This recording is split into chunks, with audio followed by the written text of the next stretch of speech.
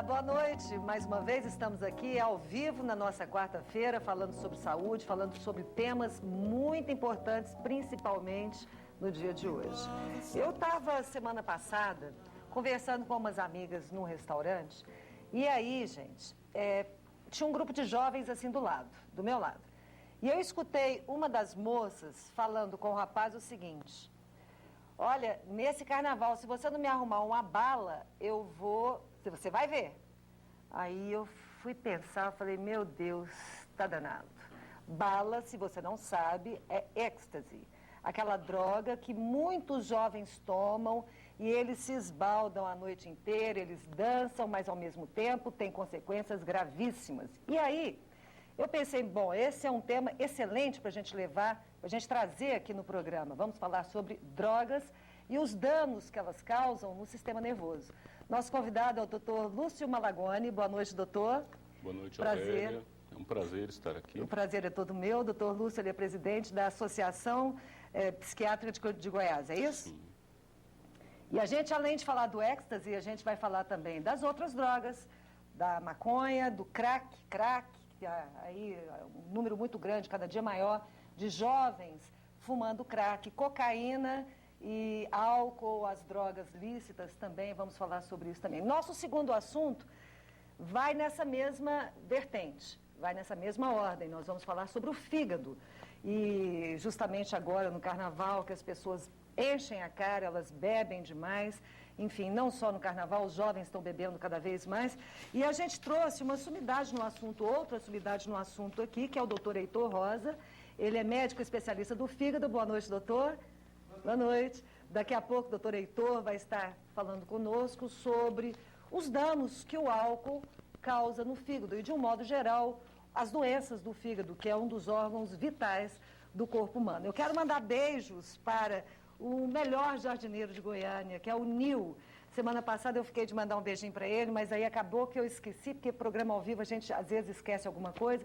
Ele me ligou tão chateado. Nil, não fique chateado. Um beijo grande para você. Para sua esposa, me esqueci o nome dela, acho que é Josenilda, parecido com o seu, não é? Então, um beijo grande para ela também. O Nil é o meu jardineiro e, francamente, jardineiro que tem mão boa para as plantas é outra história. Minhas plantas estão lá, todas felizinhas, todas alegres. Outro beijo também para um rapaz que eu encontrei no Carrefour, que me abordou e falou que a mãe dele não perde um programa. Então, desculpa, gente. Um beijo para o Rubens. Ele trabalha no Carrefour e a sua mãe, ela trabalha no Batalhão Florestal, que é a Raimunda Pereira. Um beijo para você, Raimunda. Um beijo muito grande também para a turminha da faculdade. Né? Eu não faço mais a faculdade de Direito, tive que parar, porque a minha atividade acaba que não dá tempo de estudar, e fazer Direito sem estudar não tem nada a ver. Então, um beijo grande para os meus amigos, que vão ser meus amigos eternos, a Suelena, a Flavinha, a Pabline, o Armando, João Paulo, a Elza, todos vocês que moram no meu coração. Se eu esqueci algum, me desculpe, viu? E as meninas da Doctus Belli, que hoje nós abrimos um novo sorteio. Atenção, você que gosta de se cuidar e tratar do seu corpo, do seu rosto, a Doctus Belli abriu uma nova promoção. Você sabe, semana passada a gente sorteou aquela maravilhosa para o corpo.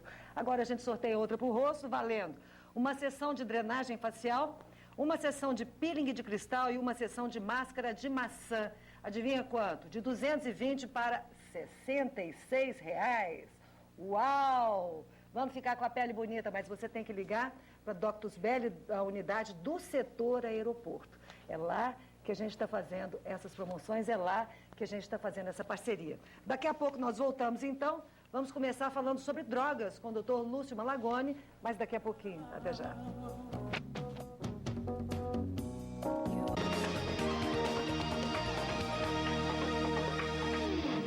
O Laboratório Núcleo é mais do que um centro avançado de medicina laboratorial. Núcleo é um conceito máximo em qualidade. Especializado em dosagens hormonais, possui 23 anos de comprovada experiência e alta tecnologia, garantindo rapidez e confiabilidade. Núcleo faz a diferença. 12 filiais, coleta domiciliar e resultados via internet. Tudo para seu conforto e bem-estar. Laboratório Núcleo, cuidando de você. 3223-5000.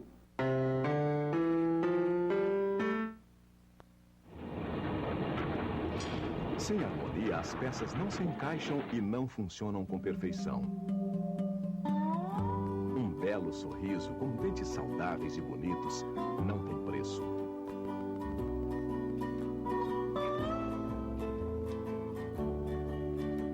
CBI, Centro Brasileiro de Implantodontia, resgatando o seu sorriso e sua autoestima.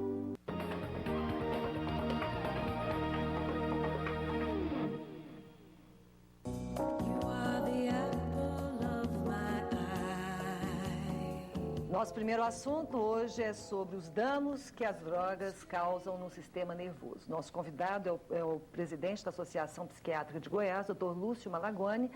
Doutor, vamos falar um pouquinho sobre o sistema nervoso? Como é que o sistema nervoso recebe as drogas? Como é que ele funciona e como é que é a alteração, como é que as drogas provocam essa alteração no sistema nervoso? Bem, nós temos uma série de substâncias psicoativas que são essas que os leigos denominam drogas, não é? E elas têm ações variadas, muitas vezes contrárias. Umas podem ser estimulantes, outras podem ser sedativas, algumas são desorganizadoras da atividade cerebral. De uma forma geral, o que preocupa é que o consumo dessas substâncias acaba, de uma forma ou de outra, por estimular um centro de recompensa do cérebro, certo? Então, existe uma região cerebral que está relacionada a comportamentos que são positivos para o indivíduo. Por exemplo, alimentação, por exemplo, atividade sexual. Então, quando o indivíduo se envolve em atividades prazerosas, essa região é estimulada. A grande maioria dessas substâncias chamadas drogas estimula de forma mais intensa esse centro do prazer. E o indivíduo passa a direcionar o seu comportamento preferencialmente para o uso dessas substâncias em detrimento das demais atividades. E aí são todas as drogas, né, que fazem isso? Sim, com certeza. São todas. Nós temos tanto aquelas denominadas lícitas, porque são toleradas pela sociedade, quanto as denominadas ilícitas. As drogas, elas são consideradas drogas, todas aquelas que promovem uma alteração no sistema nervoso, certo? Sim, são substâncias psicoativas, elas produzem modificações químicas no funcionamento cerebral e, portanto, no funcionamento psiquiátrico. Mas elas têm que levar a alucinações ou não? Por exemplo, o cigarro pode ser considerado uma droga? Sim, o cigarro é uma droga. Ele atua no sistema nervoso? Ele atua no sistema nervoso, ele produz um relaxamento e, ao mesmo tempo, ele aumenta o foco da atividade cerebral e ele estimula o centro de recompensa de forma que o indivíduo se sente compelido a consumir essa substância em quantidades cada vez maiores. Uma pessoa que começa com uma droga... O senhor considera a maconha uma droga leve?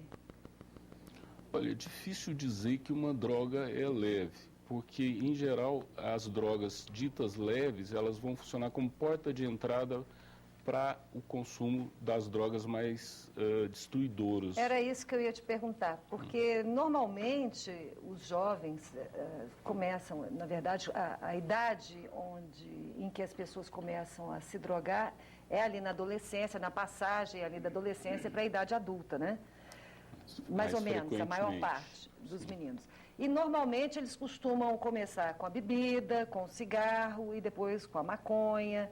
E aí, progressivamente, o cérebro é como se ele precisasse ser alimentado com algo mais estimulante, seria isso? Sim, o que ocorre é que o repertório comportamental desse indivíduo começa a se estreitar e ele começa a buscar formas mais diretas de estimulação desse centro de prazer. Então, normalmente, as pessoas são capazes de suportar um certo nível de desconforto ou realizar um certo número de tarefas desprazerosas em função de uma gratificação posterior. É o que os psicanalistas chamariam aí de princípio da realidade. A contraparte disso, o contrário disso, seria a busca imediata do prazer e a dificuldade de adiar as gratificações. É incrível como as pessoas elas estão buscando o prazer cada vez mais em drogas, né? Em estimulantes. Antigamente, por exemplo, as pessoas se divertiam mais com a cara limpa, digamos assim. Agora as drogas parece que estão tomando conta mesmo dessa juventude. Para quem tem filhos adolescentes, isso é uma preocupação enorme. Então vamos começar, doutor, abordando isso. Como é que, é claro que se um jovem começa a se drogar e se os pais estão atentos, se a família é uma família que é fechada, é uma família que um olha para o outro, dá para perceber? Olha, geralmente sim, são perceptíveis mudanças no comportamento. Você vê que o indivíduo começa a se engajar em atividades de natureza diferente. Ele pode muitas vezes mudar o grupo social com que ele convive costumeiramente. E existem sinais que podem ser aferidos também, problemas escolares, dificuldades de relacionamento, sintomas ansiosos, sintomas depressivos, podem ser o sinal de que a pessoa está se envolvendo com drogas psicoativas. E muitas vezes eles não têm noção dos riscos e dos perigos, porque os jovens, eles acham que nada de ruim acontece com eles. Nós já fomos jovens, todo mundo é assim, né? As pessoas se arriscam muito mais quando elas são mais jovens. Quando é que essa pessoa, você que é uma pessoa jovem, que de repente esteja aí trabalhando, mexendo com, bebendo muito, ou mexendo com droga, quando é que essa pessoa começa a entender que aquilo está se tornando uma dependência? Bom, nós falamos em dois tipos de problemas relacionados às drogas. O uso nocivo, também chamado de abuso, e a dependência. O indivíduo que faz o uso nocivo, ele consome aquela substância de forma esporádica, mas ele tem prejuízos decorrentes desse uso. Então, por exemplo, o indivíduo só bebe no fim de semana, mas nos fins de semana que ele bebe, ele começa a ter problemas de acidente de carro, ele é preso embriagado, dirigindo. Então, apesar de não ser um dependente, ele faz um uso nocivo. O jovem que fuma maconha no fim de semana e é preso por causa disso.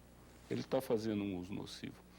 Agora, no caso da dependência, o indivíduo começa a ter uma necessidade do consumo continuado da substância. Ele passa a consumir essa substância mesmo em ocasiões inadequadas. Por exemplo, ele bebe num período de trabalho, né? Ou o jovem fuma maconha para ir para a escola. Ele começa a estreitar o repertório de comportamentos. O sujeito só vai na festa se a festa tiver bebida. Se não tiver bebida, ele não vai. Ele começa a funcionar de uma maneira rígida. O comportamento se torna estereotipado. Esse indivíduo está caminhando para uma dependência. A dependência pode envolver sintomas que o indivíduo experimenta quando não usa a droga.